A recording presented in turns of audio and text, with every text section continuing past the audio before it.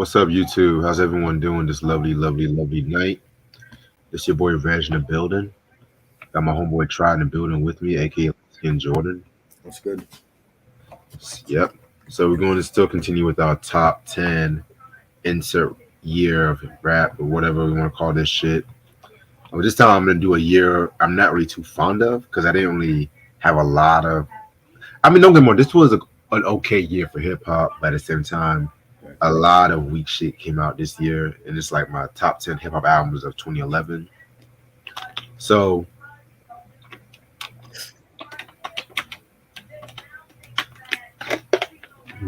thank you. So, yeah. So, this list is not going to be probably like your usual list. It's going to be like a lot of surprises on these lists and whatnot, too. You know what I'm saying? So, yeah, let's just get right into it. You want to start? All right. Number 10, I got J. Cole first album, Sideline Story. Um, Dope. I was a huge J. Cole fan in 2010 when he had the warm up and Friday Night Lights. You know what I mean? And couldn't wait for him to drop his first album on Rock Nation and you had guests like Jay-Z, of course, Missy Elliott was on this, Trey Songz. You had joints like In the Morning with Drake, and that was also on. I want to say it was either on the warm up or Friday Night Lights, and he put it on this album. Lights Please also was another joint that was on the mixtape he put on this album. Mr. Nice Watch, Nobody's Perfect. You Yes. know, what's the joint? Can't Get Enough with Trey Songz. That was my joint, and just a dope album. It was definitely I think is underrated album, and I love his other albums to me were better. Born Center was great, and Forest Hills Drive 2014, Kids on Drugs, those were phenomenal. But I think this was like underrated. It doesn't get mentioned a lot when it comes to like debut albums, and it's definitely a banger for me. Dope pick. Yeah. My number 10 is Tyler the Creator with Goblin. Let me show y'all what the album looks like. Yeah, this came out May 10th, 2011.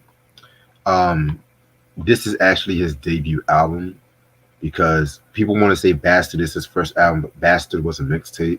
Mhm. I just have to clarify that shit, you know what I'm saying? Because, there'll be a lot of motherfuckers that be like, oh, these mixtapes can count as albums too. I was like, no, if it's a mixtape, it's a fucking mixtape. But Right. that's besides the point. Okay. Um, this album right here, man. I was really just finishing up my first year in high school, and I saw the fucking Yonkers video for the first time. Mhm. Blew my fucking mind. You know what I'm saying? As soon as I saw that video, I was like, yo, who the fuck is this cat? So I looked at the whole Odd Future. It was just like the raw, rebellious. You know what I'm saying? Like that early Odd Future sound. I don't know. That's just so fucking nostalgic. I remember literally like downloading a lot of the tracks and playing them in my iPod and whatnot. You know what I'm saying? But Mhm. that's a story for a different day. You know what I'm saying? These are motherfuckers like, what's an iPod? Anyway, um, yeah, this album to me was very dope. I love songs like Radicals, She, which I think that was like Frank Ocean's breakthrough, if you ask me. Mhm. Her Sandwiches with Haji Beats. You know what I'm saying? This album definitely has like a very basement kind of sound to it. You know what I'm saying? Like, like in comparison to some of his later shit, I feel like this one is definitely one of his most darkest albums. You know what I'm saying? It definitely has like more of like a hardcore kind of feel to it. Um, Tyler the Creator, we definitely gotta do like some reviews on him coming up very soon. Like, Yeah. we definitely can't wait for that. Then we did like Flower Boy, right? And the other one, I think it was Wolf. I think we did that. yeah. I have to double check. Okay. I know we did Flower Boy. I know we did Yeah. that. All right, number 9 for me is Raekwon's fifth album, Solomon versus Wu Tang, on EMI Records, and this was a solid, another underrated album, solid production from Eric Sermon and Alchemist, and you had Bronze Nazareth, Mathematics, Havoc, Civil Rings, Oh No. It was definitely a banger, a lot of dope tracks on here. You had the joint Rock and Roll with Jim Jones, which was a single. You had Butter Knives. You had Rich and Black with Nas. I love that collab. That was like that was like the second Nas feature on a Ray album since Cuban Link, and they have a video for that as well. That was a banger. You got From the Hills with Method Man and Raheem Devon. Ferry Boat Killers produced by Alchemist. That was also another single. That's a video with that. Rick Ross is on this album. Ghostface Killer, Black Thought. Definitely a solid project, and this needs more recognition. Dope, dope. Track album number 9 is DJ Quick with the Book of David. You know what I'm saying? This album came out April 19, 2011. Very solid DJ Quick album. It's not like one of his best, in my personal opinion, but I do feel like it's very, very, very dope in its own right. He pretty much said that this is like one of the quickest albums that he's ever recorded and whatnot too, because he recorded pretty much in a year, like from December of 09 to December of 2010 and shit like that too. You know what I'm saying? Yeah, man, pretty much a very, very, very great album. I like songs like Love of My Life. That was pretty dope. Poppin', Across the Map, you know what I'm saying? Flow for Sale with Corrupt was dope and shit too. By the way, y'all check out that Blackout album with Corrupt and Quick. Very, very, very dope. That's a very slept on record, if you ask me. And the Book of David is actually, Quick's first solo album since 05's Trauma, which that album was pretty solid too. Wasn't really one of my favorite Quick albums either, but the thing with Quick, he's definitely consistent and whatnot too. You know what I'm saying? He's definitely consistent. Like, even though I mostly prefer like his first 4 or 5 albums. That's my favorite era from him. I can just listen to any Quick album and just vibe out and whatnot too. So just check out the discography breakdown we did of DJ Quick. This was a very dope album. All right. Number 8, I got Wale, second album, but his first on MMG, Ambition. Oh, and God. This to me still is Wale's best album with MMG. I love Attention Deficit. I was, Backpack Wale. And when he went to MMG, he was definitely going for the mainstream crossover appeal. And for me, I don't think it worked. But I do feel like this is his best album on MMG even now. Like, I don't think he's dropped anything close to this. The only issue I have with this album is that the production was tailor-made for Rick Ross.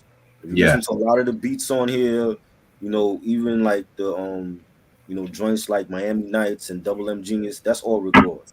Like, Rick Ross could have had all of these beats for his own album, and it still would have been a great Rick Ross album because his discography to me is great. But it's some dope joints on here, like Lotus Flower Bomb with Miguel. That was a huge single from this album. You had Focus, which was one of my favorites with Kid Cudi. That was dope. You had White Linen with Neo, Slight Work with Big Sean. That was another huge hit off of this album. The Ambition title track with Meek Mill and Rick Ross.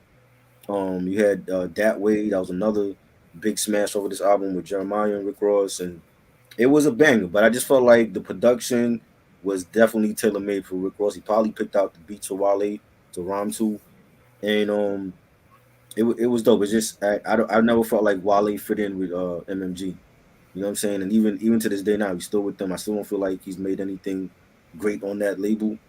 The second album he did on MMG, The Gifted, I actually got that one. That was decent, but it's not touching this album to me. I think this is like his best one on MMG. So that's my number 8. Yeah, you pretty much took the words out of my mouth when it comes to that album, and we definitely have to do like a discography breakdown on Wale because I really can't really sit through a whole album. That might be our first ever discography trash review. You know what I mean? Yeah, I don't like a lot of his shit. Like now, this shit he's making now is trash to me. Like Backpack Wale, when he was rocking LRG, he was in his bag. The shit he's doing now is just garbage.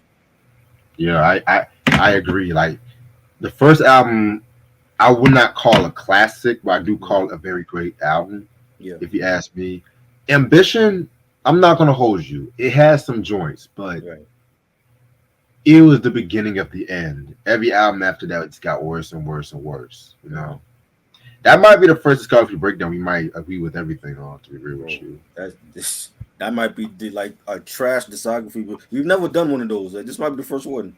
yeah, first time for. See, 2024 is gonna be the first time for a lot of things. So let's just say that. Yeah. All right, so my number 8, I have to go with The Roots, Undone. Again, this is an album. I'm not gonna lie, I was not really a big fan of, but compared to some of the other albums that came out this year, I was like, you know what? I'll just slide this one in here. You know what I'm saying? Honestly, if I was to redo this list, I'll probably put this as my number 10 and then Goblin as my number 8. But you know what? Fuck it. I don't give a fuck no more because this was a hard list for me to make anyway. Um, yeah, this was a pretty solid album. It's a concept album and everything like that too. Because around this time, they were the house band of Jimmy Fallon. That stupid ass comedian I never thought was fucking funny. Anyway, you know what I'm saying? Yeah, so I think once they became like the house band for Jimmy Fallon, that's when a lot of like the rock. I'm not gonna say a lot of white kids, but a lot of the hipsters really started jamming to them and shit like that. But that's another story for a different day. So this is a concept album about this cat named Redford Stevens and whatnot too. You know, just going through his life in poverty. Production definitely had like a very jazzy R&B ish kind of feel to it. You know what I'm saying? Like I do like songs like "Cool On" was dope. Lighthouse was good too. You know what I'm saying? Make Mine. But compared to the How I Got Over album, which I feel like that was a very great album, in my opinion, the best Roots album of the 20 teens. This was a slight step down, but it's the Roots. You know what I'm saying? You either love it or you just be like, eh. You know what I'm saying? And they only really, to me, the next album, the Don't Shoot the Cousin from 2014, that to me was probably the first Roots album. I just like, nah, I can't vibe with this. It's just not that good. And that's like the last album they came out with for a good minute because, you know, Black Thought's doing his solo shit right now. You know what I'm saying? Malik B passed away. Rest in peace to Malik B. So I actually have that album, but all I remember was that it was a concept album. I don't yeah, remember none of the tracks. I might have played it like once. That was it. yeah, it's kind of forgettable too. I hate to say it, it's very forget. It's not like a bad forgettable, but it's just like because you know with concept albums, Mm. with some concept albums, I just can't really pick certain songs just to Mhm. vibe out to. Like Right. Pink Floyd, for example. You know, Mm. whenever I listen to Dark Side of the Moon, I always either start with the first track or just the Mm. track that's played in Right. a focus. Because if it all like blends together, Mm. then I can play like that shit. You know what I'm saying? Yeah. Hell, Prince Paul, Prince Among Thieves. If you want to talk hip hop, I just can't pick like a certain track. Sometimes I just have to. It's like one of those I have to play from top to bottom. You have to be in the right mood for that. Right. This album is just like the concept is there, the vibe is there, but it did not give me that roots flavor. Yeah. You know what I'm saying I so. agree. Yeah, man. All right. Number 7 for me is Wiz Khalifa, Rolling Papers. Ooh, Again, another artist that I started out liking the from the very trash. beginning, and he has fallen off like big time. And this Yes. was like, there was one point where he was like on the same level as a Drake when it came to hit records, and he has fallen off since Black Hollywood, and that was what, like 2014 that came out. Um, I forgot the year Black Hollywood came out, but that was like the last good Wiz Khalifa album that I enjoyed. It's been years since Black Hollywood came out, and he's dropped shit since then. I haven't liked nothing that he's dropped. You know what I'm saying? He put out shit last year that I didn't like. And I got into Wiz when Cushion OJ came out. You know what I'm saying? That was like my first time hearing him, and then like hearing the other mixtapes. Deal or No Deal, and Flight School, and this is like his first official release on Rostrum and Atlantic, and he had the big signature hit on Black and Yellow, the Pittsburgh Steelers anthem back then when they went to the Super Bowl and they won. Because he's from Pittsburgh, and he had On My Level with Too Short. That was fire. Um, he had Roll Up. He had No Sleep. He had a joint with Currency, Rooftops, and at that time, when I was hearing Mixtape Wiz, I know he had like a little super group with it was him, Currency, and Big Sean. They did a couple songs, but they never came out with an album. And when I heard this album for the first time, it's not a pure rap album. It's a pop rap album. Right. You know, like people right now, people are giving Drake all this hate for, oh, is he pop? Is he hip hop? Wiz Khalifa is the same thing like Drake. You know what I'm saying? At one point, Wiz Khalifa was what Drake is doing now. He was singing in his raps. Okay, he had big crossover success. He had pop records. You know, he was doing stuff with Maroon 5 and you know what I mean? So but he's fallen off since then. He hasn't had for me, he hasn't had a huge hit since We Them Boys. And that was like a decade ago. Yeah, literally. Like nothing he's dropped since Black Hollywood. You know what I'm saying? He took a big fall. But for this album is not a pure rap album. It's pop and it's hip hop. And he had like that MTV, you know, post TRL fan base at that time. You know what I'm saying? But I think it was a dope album. But it's been so long since he's dropped quality material like this. It's like, you know what I'm saying? At this point, I don't know what he needs to come back. But he was. Right. If y'all gonna give smoke to Drake, I didn't see nobody saying this to Wiz Khalifa back in 2011. That's a good point right there. All right. We had number 6. Yeah. Number 7. Oh yeah, number 7. Number 7. I gotta go with Kanye and Jay-Z with Watch the Throne. Nice. Yeah, this is a fire ass album. I love this album. You know what I'm saying? Originally this was supposed to be an EP, but then it turned out to be a full ass album and whatnot too. And I think they did that because I remember when Ham came out, and a lot of people did not like that song. I didn't like it album. You know what I'm saying? I felt like it was okay. I'm not gonna act like it was the best thing ever. But then when they came out with Otis, it was just like, okay. Yeah, I was like, nah, that should have been the original first single. Right. You know what I'm saying? Love this fucking album. Just the way they started the show with No Church in the Wild. Very, very, very dope track right here. You know what I'm saying? Niggas in Paris, that's a cool song. You know what I'm saying? Got Hit Boy, you know, definitely did its thing on the hit with that. Hit Boy did his thing on that beat with that there too, you know what I'm saying? New Day was very good. He had RZA on that. That's My Bitch. Love that one. You know what I'm saying? Yeah, then he had Lift Off with Beyonce, which I felt like was alright. You know, but yeah, man, this one right here, this definitely was a game changer in my personal opinion, you know what I'm saying? Then they were talking about shit like that they weren't even talking about at the time, you know what I'm saying? They're talking about, you know, the status of wealth, you know, fatherhood, you know, and stuff like that too, you know what I'm saying? Like, this was definitely an album that was way ahead of the time.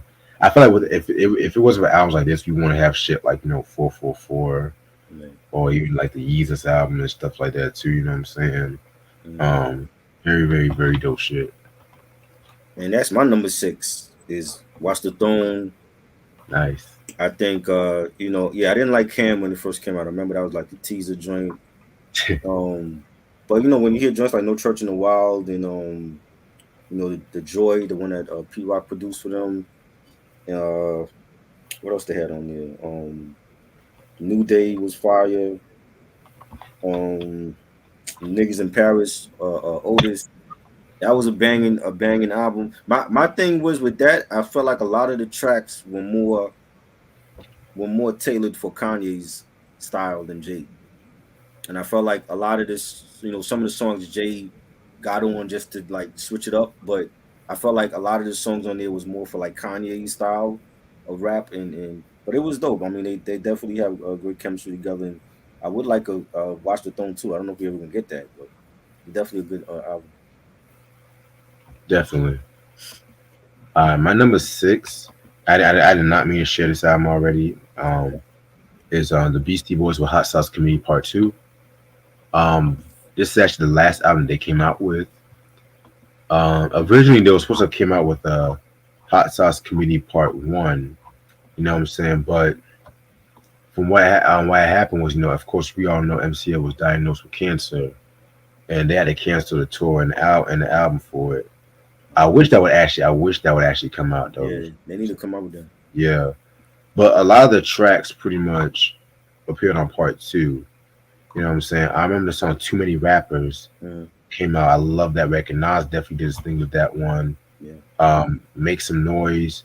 Make Some Noise was pretty good. The way how they paid homage to that first video, the first single, "You Gotta Fight for Your Right," and everything like that. You know what I'm saying? I love that record. Say It was dope. This was a very, very, very great album, in my opinion. To me, I'm not gonna say it's touching like that golden period, like Paul's Boutique to Hello Nasty, but I definitely feel like the Beastie Boys were very consistent, so they can't really be like a bad album they came out with. Right. You know what I'm saying? So rest in peace to MCA. Yeah, it's been years since I heard that album. I gotta check it out again. Number 5 for me is Pete Rock and Pete Rock and Smith and Wesson, Monumental. It's been a long time since I could say C.O. Smith, but Pete Rock and Smith and Wesson, the collab album Monumental on Duck Down. This was like one of my favorite Smith and Wesson albums, and they've done other collab albums with Ninth Wonder. I believe they have another one coming with Ninth Wonder soon, and I love the production from Pete Rock. He's still in his prime. A lot of collabs on here. We got Styles P's on here. We got Black Rob, rest in peace. He's on here. Sean Price is on here. Rest in peace to him. Freeway's on here. You got Hurricane G. A lot of deceased artists are on here. Rest in peace to her. Buckshot is on this. Tyler Woods, Raekwon. This Memphis Bleak. This was just a great album. They dropped the singles. Top of the World with Memphis Bleak. That's a single. That's Hard. That's a single. Roses is one of my favorites, and that was like a song where they like talking about giving people their flowers before they're no longer here, which is something that we always do when it comes to this hip hop culture. There's a video for that. We got Nighttime. That was another single with a Buckshot. There's a video for that. That was like one of my favorites. Also, Stand Up God with Black Rob. That was another banger. Just a phenomenal album, and I had to put it in the top 5. This is another album that doesn't get a lot of recognition and makes me a lot in conversation. I almost put that on my list too. That's the thing. I love it, man. It's great. All right, number 5 for me, I gotta go with Phil Monch with the War album. Hold on, let me share this shit. There we go. Yeah, this album came out on March 22nd, 2011.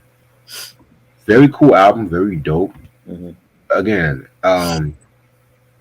with Phil Monch, he's another MC that's very consistent too.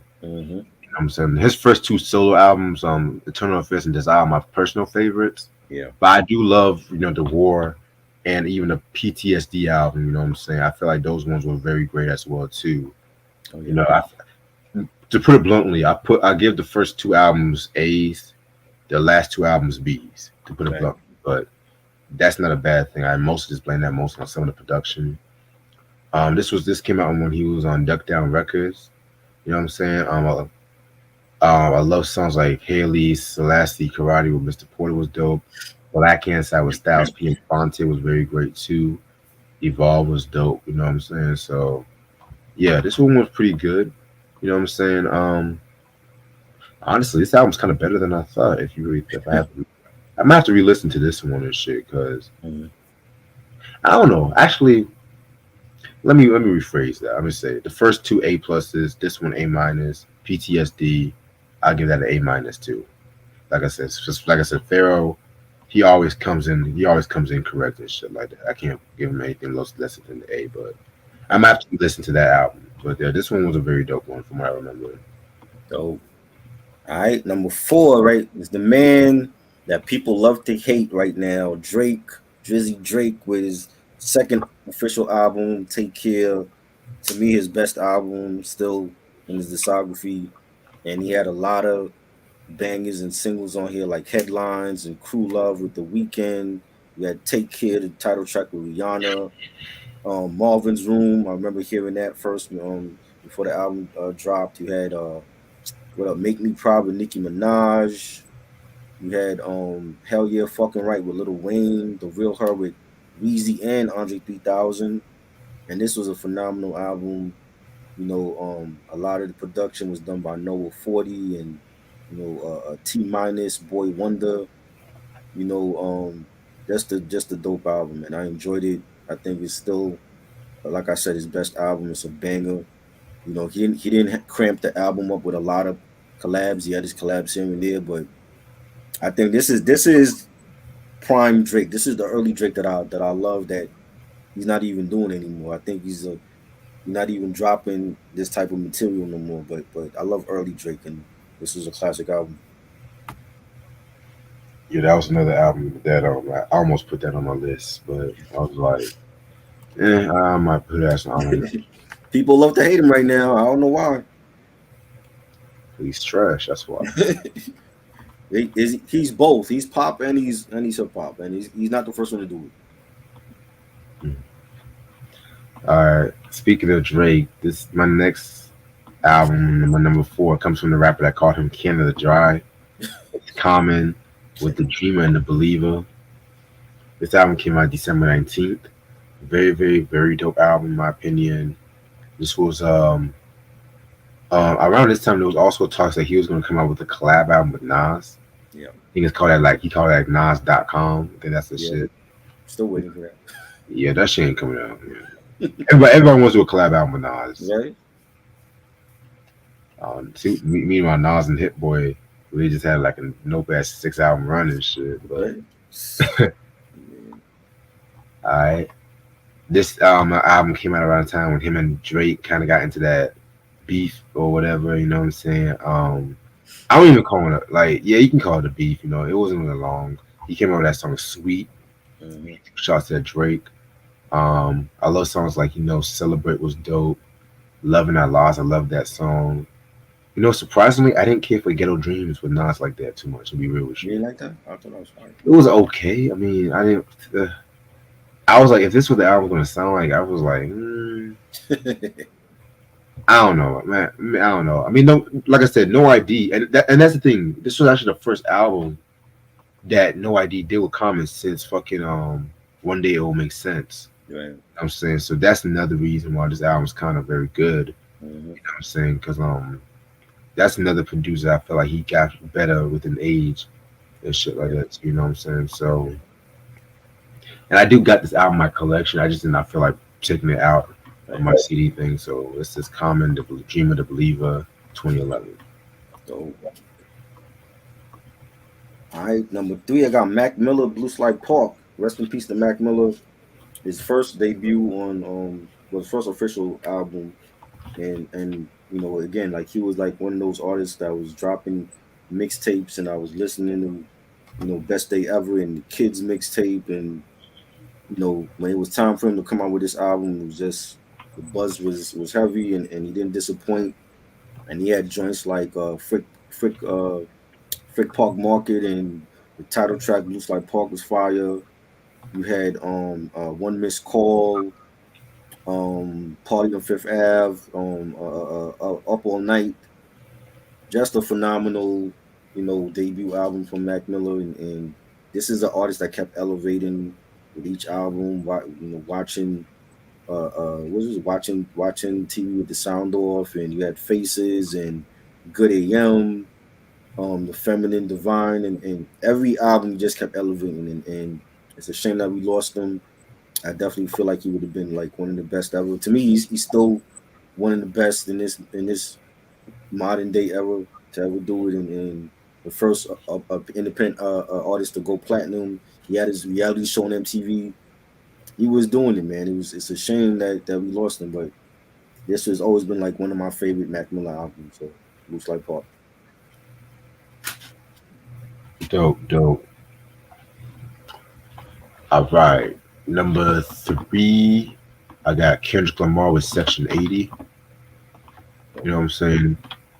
Very, very, very dope album. This is actually an indie release, because at this time, Top Dog was still pretty much independent. Well, it is independent, yeah, it's still independent, but yeah, very, very great album. This is not a mixtape, it's actually an album, just to let people know. It's not motherfucker want to say this is a mixtape, but yeah. This was known for songs like High Power, which was produced by J. Cole. I love that record. ADHD was pretty great. Hold Up, love that record too. Tammy's song was great. Poor Man's Dreams. I mean, this whole fucking album is just a masterpiece from beginning to end. You know what I'm saying? I kind of feel like a lot of Kendrick fans kind of sleep on this album.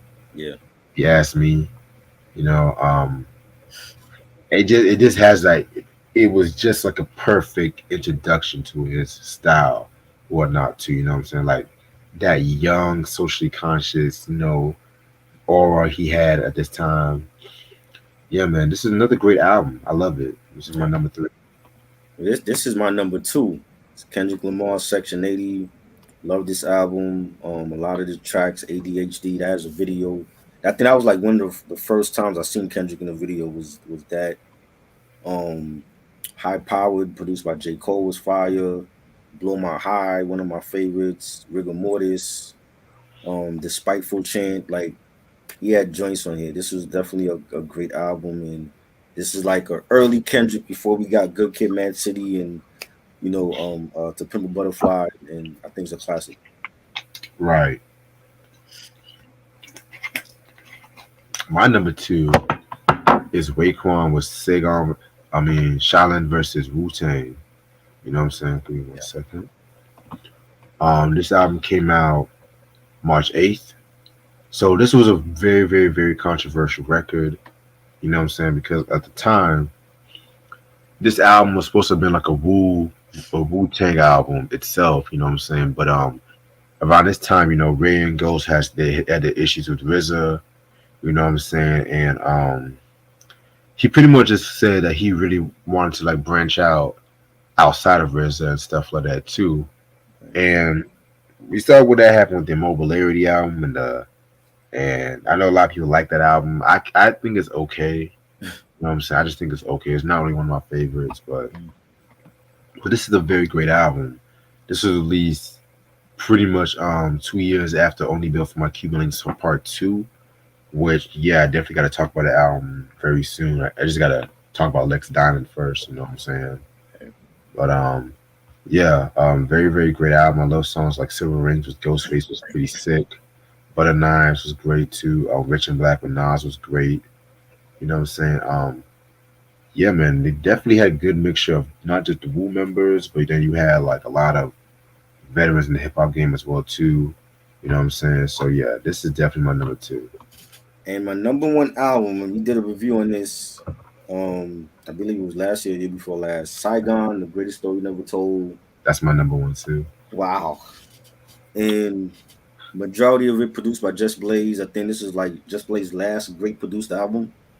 You had features from Fat Man Scoop and Q-Tip, Jay-Z's on here, Swiss Beats, Faith Evans, Marsha Ambrosius, Raheem Devon, Devin the Dude, Lazy Bone, Bun B. This was a phenomenal debut album that, again, nobody mentions because it's always about Illmatic or Ready to Die, and people forget that there's other great debut rap albums out here like this one. And Saigon was in his bag on here lyrically.